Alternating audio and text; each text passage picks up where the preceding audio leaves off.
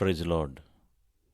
ಕರ್ತನಾದ ಯೇಸುವಿನ ನಾಮದಲ್ಲಿ ಪುನರಾವರ್ತಿ ನಿಮ್ಮೆಲ್ಲರನ್ನ ದೇವರ ವಾಕ್ಯ ಧ್ಯಾನಕ್ಕೋಸ್ಕರ ಸ್ವಾಗತವನ್ನು ಮಾಡುವಂಥವರಾಗಿದ್ದೇವೆ. ಪ್ರಿಯ ಸಹೋದರ ಸಹೋದರಿಯರೇ, ಈ ದಿನದ ವಾಕ್ಯ ಧ್ಯಾನಕ್ಕಾಗಿ ಆಸ್ಕ್ ಗಾಡ್, ದೇವರನ್ನು ಕೇಳ್ರಿ, ದೇವರನ್ನು ಕೇಳಿ.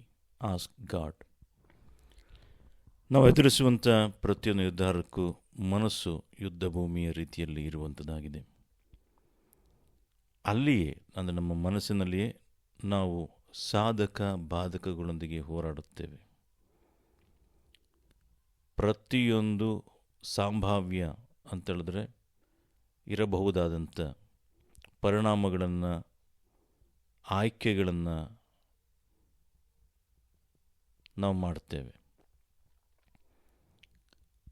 ಮನಸ್ಸಿನಲ್ಲಿ ಹೆಚ್ಚು ಭಾರವಾದ ಮತ್ತು ದೀರ್ಘಕಾಲ ಉಳಿಯುವ ಅನಿಸಿಕೆಗಳು ಸಾಮಾನ್ಯವಾಗಿ ನಾವು ತೆಗೆದುಕೊಳ್ಳುವ ಕ್ರಮವನ್ನು ನಿರ್ಧರಿಸುತ್ತವೆ. ಮನಸ್ಸಿನಲ್ಲಿ ಏನು ನಡೀತಾ ಇದೆಯೋ ಅದು ನಿರ್ಣಾಯಕವಾಗಿರುವಂಥದ್ದಾಗಿದೆ. ಅಂದರೆ ನಾವು ಏನು ಡಿಸೈಡ್ ಮಾಡ್ತೀವಿ ಅದು ನಿರ್ಣಯಿಸುವಂಥದ್ದಾಗಿದೆ. ನಮ್ಮ ಜೀವಿತ ಯಾವ ರೀತಿಯಾಗಿ ಇರುತ್ತೆ, ಯಾವ ರೀತಿಯಾಗಿ ಮುಂದೆ ಯಾವ ರೀತಿಯಾಗಿ ನಮ್ಮ ಜೀವಿತ ನಡೆಯುವಂಥದ್ದಾಗಿದೆ, ಅದನ್ನು ನಿರ್ಣಯಿಸುವುದಕ್ಕೆ ಇದು ನೀವು ತೆಗೆದುಕೊಳ್ಳುವಂಥ ನಿರ್ಧಾರಗಳನ್ನೇ ಇದು ಬಹಳ ಬಹಳ ಮುಖ್ಯವಾಗಿರುವಂಥದ್ದಾಗಿದೆ. ಅದಕ್ಕೋಸ್ಕರನೇ ನಮ್ಮ ಮನಸ್ಸುಗಳು ದೇವರ ಆತ್ಮದಿಂದ ನಿಯಂತ್ರಿಸಲ್ಪಡುತ್ತವೆ ಎಂಬುದು ನಾವು ಖಚಿತಪಡಿಸ್ಕೊಳ್ಬೇಕು. ನಮ್ಮ ಮನಸ್ಸು ದೇವರ ಆತ್ಮನಿಂದ ನಿಯಂತ್ರಿಸಲ್ಪಡುತ್ತವೆ ಎಂಬುದನ್ನು ನಾವು ಖಚಿತಪಡಿಸ್ಕೊಳ್ಬೇಕು. ಪೌಲನು ಅದಕ್ಕೆ ಎಫೆಸದವರಿಗೆ ಬರೆದ ಪತ್ರಿಕೆಯಲ್ಲಿ ಎಫೆಸದವರಿಗೆ ಉಪದೇಶ ಮಾಡೋದನ್ನು ನೆನೆಸ್ಕೊಳ್ತೇವೆ. ಏನು, ಬುದ್ಧಿಹೀನರಾಗಿರಬೇಡ್ರಿ, ಅಥವಾ ನೀವು ಮನಸ್ಸಿಲ್ಲದವರಾಗಿರಬೇಡ್ರಿ ಅಂತ ಆ ವಾಕ್ಯದಲ್ಲಿ ಹೇಳೋದನ್ನು ನೋಡ್ತೇವೆ. ಮತ್ತು ಆತ್ಮದಿಂದ ತುಂಬಿರಿ, ಆದರೆ ಆತ್ಮದಿಂದ ತುಂಬಿರಿ ಅಂತೇಳಿ ಹೇಳೋದನ್ನು ನೋಡ್ತೇವೆ. ನಮ್ಮ ಇಚ್ಛೆಗಳು ಪವಿತ್ರಾತ್ಮನಿಗೆ ಮಣಿಯದಿದ್ದರೆ, ನಮ್ಮ ಮನಸ್ಸನ್ನು ನಿಯಂತ್ರಿಸದಿದ್ದರೆ ನಾವು ನಮ್ಮ ಅನಿಸಿಕೆಗಳನ್ನು ನಂಬಲು ಸಾಧ್ಯವಿಲ್ಲ. ಅಂದರೆ ನಮ್ಗೆ ಅನ್ನಿಸ್ತಾ ಇರೋದೇನಿದೆ ಅದು ನಂಬೋದಕ್ಕೆ ಸಾಧ್ಯ ಆಗೋದಿಲ್ಲ. ಆದರೆ ನಾವು ಪರಿಶುದ್ಧಾತ್ಮ ನಿಯಂತ್ರಣದಲ್ಲಿರುವಾಗ, ನಾವು ಪರಿಶುದ್ಧಾತ್ಮನ ಕಂಟ್ರೋಲ್ನಲ್ಲಿರುವಾಗ, ಪರಿಶುದ್ಧಾತ್ಮನು ನಮ್ಮ ಆಲೋಚನೆಗಳು ಆತನ ಆಲೋಚನೆಗಳಾಗಿರುತ್ತವೆ. ಆಲೋಚನೆ ರೀತಿಯಲ್ಲಿ ಪರಿಶುದ್ಧ ಆಲೋಚನೆ ರೀತಿ ನಾವು ನಡೀತಾ ಇದೀವೋ ಇಲ್ವೋ ಅಂತೇಳಿ ನಾವು ಖಂಡಿತ ಅದನ್ನು ಎಕ್ಸ್ಪೆಕ್ಟ್ ಮಾಡ್ಬೋದು, ನಿರೀಕ್ಷಿಸ್ಬೋದು. ಹೌದು, ನಾವು ಪರಿಶುದ್ಧಾತ್ಮನ ನಿಯಂತ್ರಣದಲ್ಲಿ ನಾವು ನಡೀತಾ ಇದ್ದೀವಿ ಅಂತೇಳಿ ನಮಗೆ ಗೊತ್ತಾಗುತ್ತೆ. ಹಾಗಾಗಿ ನಾವು ನಮ್ಮ ಮನಸ್ಸಿನಲ್ಲಿ ಎಲ್ಲ ನಿರ್ಧಾರಗಳನ್ನು ಮತ್ತು ಬಹಳ ಮುಖ್ಯವಾಗಿ ನಿರ್ಧಾರಗಳನ್ನು ತೆಗೆದುಕೊಳ್ಳುವಾಗ ನಮಗೆ ಈ ಪರಿಶುದ್ಧಾತ್ಮನಿಂದ ನಾವು ನಡೆಸಲ್ಪಡುವಂಥದ್ದು ಬಹಳ ಬಹಳ ಮುಖ್ಯ. ಅದಕ್ಕೆ ಪೌಲನು ಹೇಳುವಂಥದ್ದು, ನೀವು ಎಲ್ಲ ಜ್ಞಾನದಿಂದ ಒಬ್ಬರಿಗೊಬ್ಬರು ಬೋಧಿಸುತ್ತಾ ಮತ್ತು ಸಲಹೆ ನೀಡುತ್ತಾ ಇರುವಾಗ ಕ್ರಿಸ್ತನ ವಾಕ್ಯವು ನಿಮ್ಮಲ್ಲಿ ಸಮೃದ್ಧವಾಗಿ ವಾಸಿಸಲಿ ಅಂತೇಳಿ ಹೇಳೋದನ್ನು ನೋಡ್ತೇವೆ. ನೋಡ್ರಿ, ನಮ್ಮ ಜೀವಿತದಲ್ಲಿ ನಿರ್ಧಾರಗಳನ್ನು ತೆಗೆದುಕೊಳ್ಳುವಾಗ ಮನಸ್ಸೇನಾಗುತ್ತೆ ಅಂತ ಹೇಳಿದ್ರೆ ಮನಸ್ಸು ಹೋರಾಡ್ತಾ ಇರುತ್ತೆ. ಸೊ ಮತ್ತು ಇದರ ಮೇಲೆ ಮಹತ್ವದ ಪರಿಣಾಮ ಬೀರುವಂಥ ಮೂರನೇ ವಿಷಯ ಸಹ ಇರುವಂಥದ್ದಾಗಿದೆ. ಏನು ಅಂತ ಹೇಳಿದ್ರೆ, ನಾವು ತೆಗೆದುಕೊಳ್ಳುವಂಥ ನಿರ್ಧಾರ ದೇವರೊಂದಿಗೆ ಇದು ಹೊಂದಿಕೆಯಾಗಬೇಕು, ಇಲ್ಲ ದೇವರ ವಾಕ್ಯಕ್ಕೆ ಹೊಂದಿಕೆಯಾಗಬೇಕು. ಮತ್ತು ನಮ್ಮ ಮನಸ್ಸೇನಾಗಿದೆ ಅಂತ ಹೇಳಿದ್ರೆ ಇದು ದೇವರಿಂದಲೇ ಬಂದಿರುವಂಥ, ಇದರ ಮೂಲ ನಾವು ತೆಗೆದುಕೊಳ್ಳೋ ನಿರ್ಧಾರ ಏನಿದೆ ಇದು ದೇವರಿಂದಲೇ ಬಂದಿರುವಂಥದ್ದು. ಅಂದರೆ ದೇವರಾತ್ಮನ ಪ್ರೇರೇಪಣೆಯೊಂದಿಗೆ, ಇಲ್ಲ ದೇವರ ವಾಕ್ಯಕ್ಕೆ ಅನುಗುಣವಾಗಿಯೇ ನಾವು ಈ ನಿರ್ಧಾರವನ್ನು ತೆಗೆದುಕೊಳ್ತಾ ಇದ್ದೇವೆ ಅಂತೇಳಿ ನೀವು ಖಂಡಿತವಾಗಿ ಒಂದು ಡೆಫಿನೆಟ್ ಅಂದರೆ ಖಚಿತವನ್ನು ಮಾಡಿಕೊಂಡು ಮತ್ತು ಅದನ್ನು ಪ್ರಾರ್ಥನೆಯಿಟ್ಟು ನೀವು ಮುಂದುವರಿಬೇಕು ಯಾವಾಗಲೂ. ಸೊ ಹಾಗಾಗಿ ಯಾಕೋಬನ ಪುಸ್ತಕದಲ್ಲಿ ನಾವು ನೋಡ್ತೇವೆ, ಯಾಕೋಬನ ಪತ್ರಿಕೆಯಲ್ಲಿ ನೋಡ್ತೇವೆ, ನಿಮ್ಮಲ್ಲಿ ಯಾವನಿಗಾದರೂ ಜ್ಞಾನದ ಕೊರತೆ ಆಗಿದ್ದರೆ ಅವನು ದೇವರನ್ನು ಕೇಳಿಕೊಳ್ಳಲಿ, ದೇವರು ಎಲ್ಲರಿಗೂ ಉದ್ಧಾರ ಮನಸ್ಸಿಂದ ಕೊಡುವವನಾಗಿದ್ದಾನೆ ಅಂಥೇಳಿ ನಾವು ಹೇಳೋದನ್ನು ನೋಡ್ತೇವೆ. ಸೊ ಹಾಗಾಗಿ ನಮ್ಮ ಜೀವಿತದ ಏನಿದೆ ಒಂದು ಮುಖ್ಯವಾದ ಡಿಸಿಷನ್ನ ತೆಗೆದುಕೊಳ್ಳುವಾಗ ಒಂದು ಸ್ಥಾನದಲ್ಲಿ ನಿಂತಿರುವಾಗ ನಾವು ಯಾವ ರೀತಿಯಲ್ಲಿ ಹೋಗಬೇಕು, ಯಾವ ದಾರಿಯಲ್ಲಿ ಹೋಗಬೇಕಾಗಿದೆ, ಏನು ಮಾಡಬೇಕಾಗಿದೆ, ಮತ್ತು ನಮ್ಮ ಜೀವಿತದ ಪ್ರಮುಖ ನಿರ್ಧಾರಗಳನ್ನು ತೆಗೆದುಕೊಳ್ಳುವಾಗ ನಮಗೆ ಖಂಡಿತವಾಗಿ ದೇವರ ಜ್ಞಾನ ಬೇಕು ಮತ್ತು ದೇವರನ್ನ ಕೇಳಿಕೊಳ್ಳೋದ ಮುಖಾಂತರವಾಗಿ ನಾವು ಅದನ್ನು ಹೊಂದ್ಕೊಳ್ಬೇಕು. ಯಾವುದೇ ವಿಷಯಗಳಾದರೂ ಸರಿ, ನಿಮ್ಮ ಎಜುಕೇಷನ್ಗಳಿದ್ರೂ ಸರಿ, ಅಂದರೆ ಯಾವ ಸಬ್ಜೆಕ್ಟ್ಗಳು ತಗೋಬೇಕಾಗಿದೆ ವಿದ್ಯಾರ್ಥಿಗಳು, SLC ಆದಮೇಲೆ, PUC ಆದಮೇಲೆ, ಡಿಗ್ರಿಗಳಾದಮೇಲೆ, ಇಲ್ಲ ಯಾವ ರೀತಿಯಾದ ಸಬ್ಜೆಕ್ಟ್ಗಳನ್ನ ತೆಗೆದುಕೊಳ್ಬೇಕಾಗಿದೆ, ಯಾವ ವೃತ್ತಿಗೆ ಹೋಗಬೇಕಾಗಿದೆ, ಇಲ್ಲ ಏನು ಮಾಡಬೇಕಾಗಿದೆ, ಯಾವ ಕಾಲೇಜುಗಳಿಗೆ ಸೇರಬೇಕಾಗಿದೆ. ಸೊ ಹಾಗಾಗಿ ತಮ್ಮ ಜೀವಿತ ರೂಪಿಸ್ಕೊಳ್ಳೋದಕ್ಕಿಂತ ಮುಂಚೆ ದೇವರನ್ನ ಕೇಳಬೇಕು. ದೇವರು ನಿಮಗೆ ಜ್ಞಾನವನ್ನು ಕೊಡ್ತಾರೆ. ಅದೇ ಪ್ರಕಾರವಾಗಿ ಮದುವೆ ವಿಷಯಗಳಲ್ಲಿರ್ಬೋದು, ಒಂದು ಬಿಸ್ನೆಸ್ ಮಾಡುವಂಥ ವಿಷಯಗಳಲ್ಲಿರ್ಬೋದು, ನಿಮ್ಮ ಹಣವನ್ನು ಫಿನಾನ್ಷಿಯಲಿ ನೀವು ಇನ್ವೆಸ್ಟ್ ಮಾಡುವಂಥ ವಿಷಯಗಳಲ್ಲಿರ್ಬೋದು, ಯಾವುದೇ ವಿಷಯಗಳಾದರೂ ಸರಿ, ನೀವೇನೋ ಒಂದು ಸ್ಥಳವನ್ನು ತೆಗೆದುಕೊಳ್ಳುವಂಥ ವಿಷಯಗಳಿರ್ಬೋದು, ಇಲ್ಲ ಯಾವುದೇ ವಿಷಯಗಳಾದರೂ ಸರಿ, ನಿಮ್ಮ ಜೀವಿತ ಪ್ರಮುಖ ನಿರ್ಧಾರಗಳನ್ನು ತೆಗೆದುಕೊಳ್ಳುವಾಗ ದೇವರನ್ನ ಕೇಳ್ರಿ. ದೇವರ ಆಲೋಚನೆ ಪ್ರಕಾರವಾಗಿ, ದೇವರ ವಾಕ್ಯಕ್ಕೆ ಅನುಗುಣವಾಗಿ ನೀವು ಅದನ್ನು ನಡೆದ್ರೆ ಖಂಡಿತವಾಗಿ ಅದು ನಿಮಗೆ ಆಶೀರ್ವಾದಕರವಾಗಿರುವಂಥದ್ದಾಗಿದೆ. ಹಾಲೆಲ್ಲೂ ಇಲ್ಲ, ಸಮಸ್ಯೆಗಳಿಗೆ ಸಿಗಿ ಹಾಕ್ಕೊಳ್ಳೋದಕ್ಕೆ ಹೋಗೋದಿಲ್ಲ ಅವಾಗ. ಹಾಲೆಲ್ಲೂಯ. ಸೊ ಹಾಗಾಗಿ ನಾವು ದೇವರನ್ನು ಕೇಳುವಂಥದ್ದು ಬಹಳ ಬಹಳ ಮುಖ್ಯ. ಸೊ ಟ್ರೈನ್ ಹೋದ್ಮೇಲೆ ಟಿಕೆಟ್ ತನ್ನ ಪ್ರಯೋಜನ ಇಲ್ಲ ಅನ್ನಂಗೆ, ನೀವು ಸಮಸ್ಯೆಗಳಿಗೆ ಒಳಗಾಗುವಾಗ, ನಿಮ್ಮ ಜೀವಿತಗಳಲ್ಲಿ ಅನಾಹುತಗಳು ಇಲ್ಲ ಬೇರೆ ಒಂದು ಕೆಟ್ಟ ಕಾರ್ಯಗಳು ಜರುಗುವಾಗ, ಇಲ್ಲ ಬಿಸ್ನೆಸ್ಗಳು ಲಾಸ್ ಆಗುವಾಗ, ಇಲ್ಲ ಬೇರೆ ಏನೋ ಒಂದು ಸಮಸ್ಯೆಗಳು ಬಂದು ಒದಗುವಾಗ ಕೇಳೋದಕ್ಕೆ ಕೊಡಿ. ದೇವರೇ ಯಾಕಪ್ಪ ಹಿಂಗಾಯಿತು, ಯಾಕೆ ನನ್ನ ಜೀವಿತದಲ್ಲಿ ಕೇಳೋದಕ್ಕೆ ಹೋಗ್ಬಿಟ್ರೆ, ಅದಕ್ಕಿಂತ ಮುಂಚೆನೇ ನೀವೆಲ್ಲ ಪ್ರತಿಯೊಂದು ಕಾರ್ಯಗಳನ್ನು ಮಾಡೋಕ್ಕಿಂತ ಮುಂಚೆ ದೇವರನ್ನ ಕೇಳಿ ಮುಂದೆ ಹೋದರೆ ಖಂಡಿತವಾಗಿ ನಿಮಗೆ ಇದು ಸೇಫ್ ಆಗಿರುವಂಥದ್ದಾಗಿದೆ, ಸುರಕ್ಷಿತವಾಗಿರುವಂಥದ್ದಾಗಿದೆ. ಹಾಲೆಲ್ಲೂಯ. ಸೊ ದೇವ್ರ ವಾಕ್ಯ ಹೇಳುತ್ತೆ ನೋಡ್ರಿ, ಯೇಸು ಸ್ವಾಮಿ ಹೇಳಿದ್ದಾರೆ ಏನು ಅಂತ ಹೇಳಿದ್ರೆ, ಕೇಳಿರಿ ನಿಮಗೆ ಕೊಡಲಾಗುವುದು, ಹುಡುಕಿರಿ ನಿಮಗೆ ಸಿಕ್ಕುವುದು. ಕೇಳ್ರಿ ಕೊಡಲಾಗುವುದು ಅಂತ ಹೇಳ್ಬೇಕಾದ್ರೆ, ಅಂತ ಹೇಳಿದ್ರೆ ಕೆಲವ್ರು ಏನು ಮಾಡ್ತಾರೆ ಅಂದರೆ ಬರೀ ಹಣದ ವಿಷಯಗಳನ್ನು ಮಾತ್ರ ಕೇಳುವಂಥದ್ದು ನಾವು ನೋಡ್ತೀವಿ. ಕೇಳಿ ಅಂತ ಹೇಳ್ಬೇಕಾದ್ರೆ ಇದೇನೋ ನಮಗೆ ಬೇಕಂತ ಭೌತಿಕ ವಿಷಯಗಳು, ನಮ್ಗೆ ಏನು ಬೇಕಾಗಿದೆ, ನಮ್ಮ ಸವಲತ್ತುಗಳು ಬೇಕಾಗಿದೆ, ಬರೀ ಇದನ್ನ ಬಗ್ಗೆನೇ ಅಂತ ಹೇಳ್ಬಿಟ್ಟು ಇಲ್ಲ. ದೇವರು ನಿಮ್ಗೆ ಏನು ಆಲೋಚನೆ ಕೊಡಬೇಕಂದ್ರೆ ಎಲ್ಲ ವಿಷಯಗಳಲ್ಲಿ ದೇವರು ನಿಮ್ಗೆ ಏನು ಆಲೋಚನೆ ಕೊಡಬೇಕು ಅದನ್ನು ಸಹ ಕೇಳಬೇಕು. ಅದನ್ನು ಕೇಳೋದು ಮಾತ್ರವಲ್ಲ, ದೇವ್ರು ನಿಮ್ಗೆ ಏನಾರು ಕೊಟ್ಟರೆ ನೀವು ಅದನ್ನು ಯಾವ ರೀತಿಯಾಗಿ ಹ್ಯಾಂಡ್ಲ್ ಮಾಡಬೇಕಾಗಿದೆ, ಯಾವ ರೀತಿಯಾಗಿ ಅದನ್ನು ಉಪಯೋಗ ಮಾಡಬೇಕಾಗಿದೆ ಅದನ್ನು ಸಹ ಕೇಳಬೇಕು. ನನಗೆ ದೇವ್ರು ನಾನು ಕೊಟ್ಟಿದ್ದೆ, ನಾನು ಯಾವ ರೀತಿ ಬೇಕಾದ್ರೂ ಉಪಯೋಗ ಮಾಡ್ತೀನಿ ಅನ್ನೋದು ರಾಂಗ್, ತಪ್ಪಾಗುವಂಥದ್ದಾಗಿದೆ. ಹಾಗಾಗಿ ನಾವೇನೇ ಮಾಡಿದ್ರೂ ದೇವ್ರ ನಮ್ಮದ ಮಹಿಮೆಗೋಸ್ಕರ ಮಾಡಬೇಕಾಗತ್ತೆ. ಹಾಗಾಗಿ ದೇವ್ರನ್ನ ಕೇಳಬೇಕು, ಏನು ಮಾಡಬೇಕು ಅಂತೇಳಿ ಕೇಳಬೇಕು. ದೇವ್ರೇನಾದ್ರು ನಿಮಗೆ ಕೊಟ್ಟರೆ ನೀವು ಅದನ್ನು ಏನು ಮಾಡಬೇಕು ಅಂತ ಕೇಳಬೇಕು. ಹಣದ ವಿಷಯಗಳಿರ್ಬೋದು, ವಸ್ತುಗಳಿರ್ಬೋದು, ಕಾರ್ ಇರ್ಬೋದು, ಮನೆ ಇರ್ಬೋದು, ಏನೇ ಇದ್ರೂ ಸರಿ, ದೇವ್ರು ನಿಮ್ಗೆ ಏನಾದ್ರು ಕೊಟ್ಟರೆ ನಾನು ಏನು ಮಾಡಬೇಕು ಕೇಳಬೇಕು. ಹಾಲೆಲ್ಲೂಯಾ. ಹಾಗಾಗಿ ದೇವರನ್ನು ಕೇಳಿಕೊಂಡ್ರೆ ದೇವರು ನಿಮಗೆ ಆಲೋಚನೆಗಳನ್ನು ಕೊಡ್ತಾರೆ. ನೋಡ್ರಿ, ಯೇಸು ಸ್ವಾಮಿ ಸಹ ತಮ್ಮ ಜೀವಿತದಲ್ಲಿ ತೆಗೆದುಕೊಳ್ಳುವಂಥ ಡಿಸಿಷನ್ಗಳನ್ನ ಏನು ಮಾಡ್ತಿರೋ ಅಂತ ಹೇಳಿದ್ರೆ, ಅದು ದೇವರಿಗೆ ಅನುಗುಣವಾಗಿ, ದೇವರ ಚಿತ್ತಕ್ಕೆ ಒಳಗಾಗಿ ಪ್ರಾರ್ಥನೆಯೊಂದಿಗೆ ಅವರು ಡಿಸೈಡ್ ಮಾಡೋದು ನೋಡ್ತೀವಿ. ಉದಾಹರಣೆಗೆ ಏನು ಅಂತ ಹೇಳಿದ್ರೆ, ಯೇಸು ಸ್ವಾಮಿ ತಮ್ಮ ಶಿಷ್ಯರನ್ನು ಸೆಲೆಕ್ಟ್ ಮಾಡ್ಕೊಳ್ಳುವಾಗ ಏನು ಮಾಡ್ತಾರೆ ಅಂತ ಹೇಳಿದ್ರೆ, ಪ್ರಾರ್ಥನೆಯೊಂದಿಗೆ ಪ್ರಾರ್ಥನೆ ಮಾಡಿ, ರಾತ್ರಿ ಇಡೀ ಪ್ರಾರ್ಥನೆ ಮಾಡಿ, ಬೆಳಗ್ಗೆ ಬಂದು ತನ್ನ ಶಿಷ್ಯರನ್ನು 12 ಜನ ಆರಿಸ್ಕೊಳ್ಳೋದನ್ನು ನೋಡ್ತೇವೆ. ಅವರು ಅಪೊಸ್ತಲರು ಅಂತ ಹೇಳ್ಬಿಟ್ಟು ಕರೆಯೋದನ್ನು ನೋಡ್ತೇವೆ.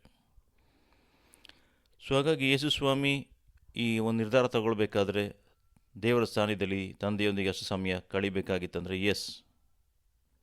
ಕಳಿಬೇಕು. ಯಾಕಂತ ಹೇಳಿದ್ರೆ ಪ್ರತಿಯೊಂದು ಸಹ ದೇವರಿಂದಲೇ ಹೊಂದ್ಕೊಳ್ಳೋದನ್ನು, ದೇವರ ಮುಖಾಂತರವಾಗಿ ನಾವು ದೃಢಪಡಿಸ್ಕೊಳ್ಳೋದನ್ನು ನಾವು ಕಲ್ತ್ಕೊಳ್ಬೇಕು. ಅದಕ್ಕೋಸ್ಕರನೇ ಅದು ಮಾದರಿಯಾಗಿ ದೇವರು ಏನು ಮಾಡಿದ್ರೆ, ಸ್ವಾಮಿ ಏನು ಮಾಡಿದ್ರು, ಅದನ್ನು ತೋರಿಸ್ಕೊಟ್ರು.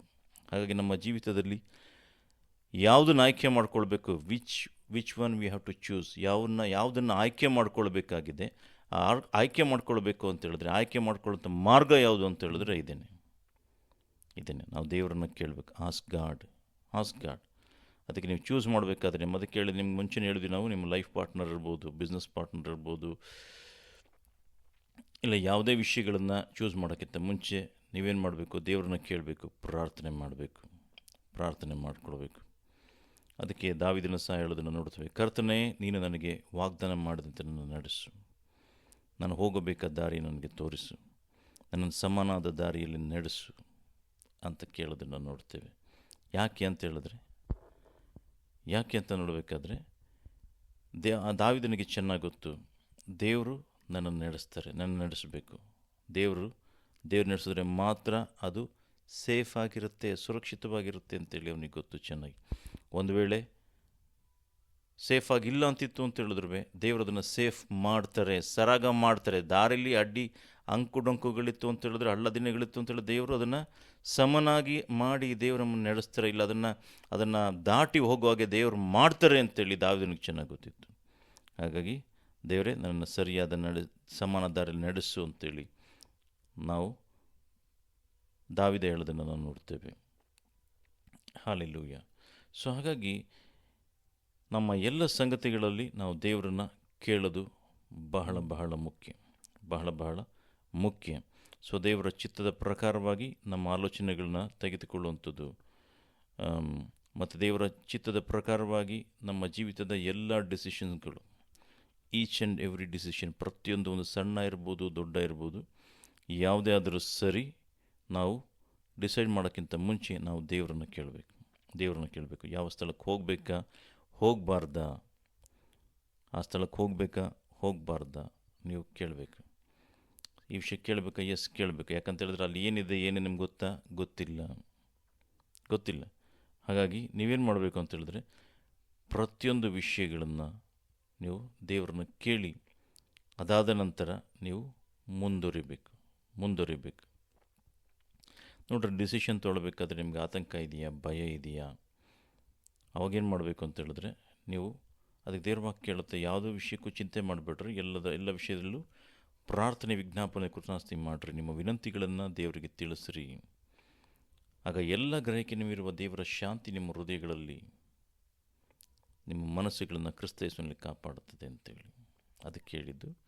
ನಿಮಗೆ ನಿಮ್ಮ ಟೆನ್ಷನ್ಸ್ಗಳಿರಬೇಕಾದ್ರೆ, ಯಾವ ಡಿಸಿಷನ್ ತೊಗೊಬೇಕಾಗಿದೆ, ಯಾವುದೇ ವಿಷಯಗಳಾಗಿರ್ಬೋದು, ನಿಮ್ಮ ಮನೆ ವಿಷಯ ಆಗಿರ್ಬೋದು, ಮಕ್ಕಳ ವಿಷಯಗಳಾಗಿರ್ಬೋದು, ನಿಮ್ಮ ಯಾವುದೇ ಸಮಸ್ಯೆಗಳಿಗೆ ನಿರ್ಧಾರ ತೆಗೆದುಕೊಳ್ಳುವಂಥ ಮುಂಚೆ ನೀವು ಪ್ರಾರ್ಥನೆ ಮಾಡಿರಿ, ದೇವರನ್ನು ಕೇಳಿರಿ. Ask god. ದೇವರು ನಿಮಗೆ ಖಂಡಿತವಾಗಿ ತಿಳಿಸ್ಕೊಡ್ತಾರೆ. ಹಲ್ಲೆಲೂಯಾ.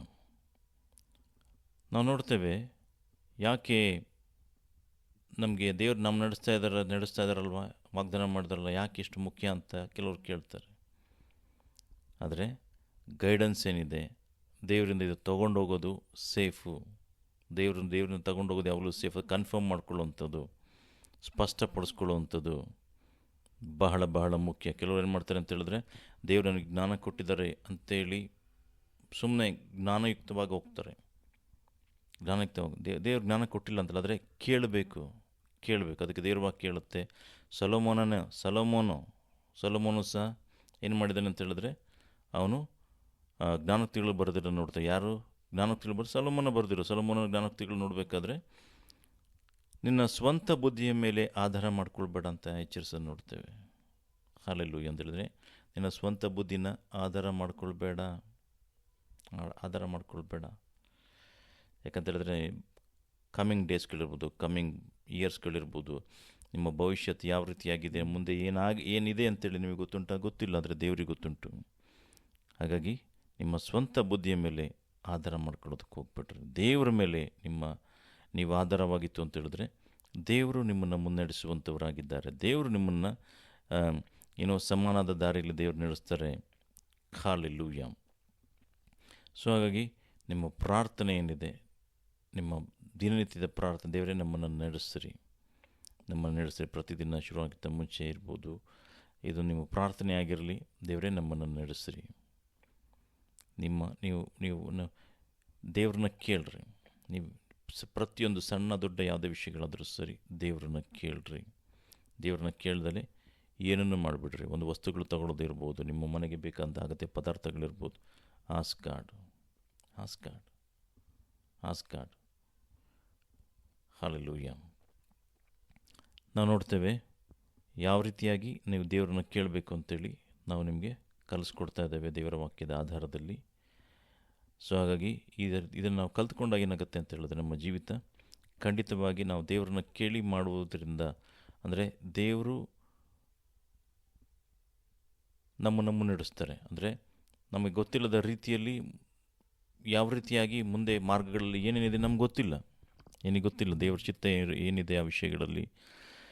ಸೊ ಹಾಗಾಗಿ ದೇವ್ರ ಚಿತ್ತ ಏನಿದೆ ಆ ವಿಷಯಗಳಲ್ಲಿ ಅಂತ ನೋಡಬೇಕಾದ್ರೆ ದಾನಿಯೇಲ ಸಹ ಅವನು ಉಪವಾಸ ಮಾಡೋದನ್ನು ನೋಡ್ತೇವೆ, ಉಪವಾಸ ಮಾಡಿ ನೋಡ್ತೇವೆ. ಯೆರೆಮೀಯ ಇರ್ಬೋದು. ಈ ರೀತಿಯಾಗಿ ಅವ್ರು ಯಾಕೆ ಪ್ರಾರ್ಥನೆ ಉಪವಾಸಗಳ ಮುಖಾಂತರ ಉಪವಾಸಗಳನ್ನ ಮಾಡ್ತಾರೆ ಅಂತಾರೆ, ಅದರ ಮುಖಾಂತರವಾಗಿ ದೇವರನ್ನ ಆಲೋಚನೆ ಕೇಳಲು, ದೇವರು ಏನು ಹೇಳ್ತಾನೆ, ಈ ವಿಷಯವಾಗಿ ದೇವರು ಏನು ಉತ್ತರ ಕೊಡ್ತಾರೆ ಅನ್ನೋದನ್ನು ನಾವು ನೋಡ್ತೇವೆ. ಸೊ ನಾವು ದಾನಿಯೇಲ ಪುಸ್ತಕವನ್ನು ನೋಡುವಾಗ ನಾವು ನೋಡ್ತೇವೆ, ಆತನು ಇನ್ನೂ ಪ್ರಾರ್ಥಿಸುವಾಗ ದೇವರು ಗಬ್ರಿಯೇಲ್ ದೇವದೂತನ ಕಳಿಸ್ತಾನೆ. ಹಲ್ಲೆಲೂಯಾ. ಸೊ ಆ ಪ್ರಕಾರವಾಗಿ ಗಬ್ರಿಯೇಲ್ ದೇವದೂತನ ಕಳಿಸೋದು ನೋಡ್ತೇವೆ. ದೇವರು ಆಲೋಚನೆಗಳನ್ನು ಕೊಡೋದನ್ನು ನೋಡ್ತೇವೆ. ಅದರ ಅರ್ಥ ಅಂದರೆ ದೇವರನ್ನ ಕೇಳುವಾಗ, ಯಾಕಂದ್ರೆ ದೇವರ ಮನುಷ್ಯ ಅಲ್ವಾ, ದೇವರ ಮನುಷ್ಯನೇ, ಆದರೆ ಅವನು ದೇವರು ನಮ್ಗೆ ಏನು ಹೇಳಬೇಕು ಅಂತಿದ್ದಾರೆ, ಸೊ ಮುಂದೆ ಬರುವಂಥ ಸಂಗತಿಗಳು ಯಾವ ರೀತಿಯಾಗಿರುವಂಥದ್ದಾಗಿದೆ ಅಂತೇಳಿ ಅಲ್ಲಿ ಗಬ್ರಿಯೇಲ್ ದೇವದೂತ ಹೇಳೋದನ್ನು ನೋಡ್ತೇವೆ. ಸೊ ಕಾರಣ ಇಷ್ಟೇ, ಏನಂತ ಹೇಳಿದ್ರೆ ಅವರು ದೇವ್ರನ್ನ ಕೇಳಿ ಮುಂದುವರಿತಿದ್ರು. That's why they are successful. ಹಾಗಾಗಿ ನಿಮ್ಮ ಯಾವುದೇ ವಿಷಯಗಳಾದರೂ ಸರಿ ಪ್ರಿಯ ಸೋದರಿ, ಬೈಬಲಲ್ಲಿ ನಾವು ಅರ್ಥ ಮಾಡ್ಕೊಳ್ಬೇಕು. ದೇವರು ನೀವುಗೆ ಜ್ಞಾನವನ್ನು ಕೊಡ್ತಾರೆ. ಬೈಬಲ್ ನೀವು ಅರ್ಥ ಮಾಡ್ಕೊಳ್ಳೋಕೆ ಕಷ್ಟ ಆಗ್ತಿದೆ ಅಂತೇಳಿ ಕೇಳ್ರಿ, ದೇವರೇ ನನಗೆ ಸಹಾಯ ಮಾಡಿರಿ, ಈ ವಾಕ್ಯದ ಗೂಢಾರ್ಥಗಳ ಮರ್ಮಗಳನ್ನ ತಿಳಿಸ್ಕೊಡ್ರಿ ಅಂತ ಕೇಳುವಾಗ ದೇವ್ರೇನು ಮಾಡ್ತಾರೆ ಅಂತ ಹೇಳಿದ್ರೆ ಖಂಡಿತವಾಗಿ ನಿಮಗೆ ಜ್ಞಾನವನ್ನು ಕೊಡ್ತಾರೆ. ನೋಡಿರಿ, ನೀವು ಬೈಬಲಲ್ಲಿ ಇಲ್ಲದೆ ಇರೋದು ಯಾವ ವಿಷಯಗಳು ಸಹ ಎಲ್ಲ ವಿಷಯಗಳು ಇರುವಂಥದ್ದಾಗಿ ನಮ್ಮ ಜೀವಿತಕ್ಕೆ ಬೇಕಾದಂಥ ಪ್ರತಿಯೊಂದು ವಿಷಯಗಳು ಸಹ ದೇವರ ವಾಕ್ಯದಲ್ಲಿ ಬರೆದಿದೆ. ಆದರೆ ನಾವು ಅದನ್ನು ತಿಳ್ಕೊಳ್ಬೇಕು. ಹಲ್ಲೆಲೂಯಾ. ಸೊ ಹಾಗಾಗಿ ನಮ್ಮ ಪ್ರತಿಯೊಂದು ವಿಷಯಗಳು ಪ್ರಿಯ ಸೋದರಿಯರೇ, ಆಸ್ಕ್ ಗಾಡ್. ಯಾವುದೇ ಸಣ್ಣ ದೊಡ್ಡ ಯಾವುದೇ ವಿಷಯಗಳಾದರೂ ಸರಿ ದೇವರನ್ನು ಕೇಳಿ ಮುಂದುವರಿರಿ. ದೇವರು ಈ ವಾಕ್ಯಗಳ ಮುಖಾಂತರವಾಗಿ ನಿಮ್ಮನ್ನು ಆಶೀರ್ವಾದ ಮಾಡಲಿ. God bless you.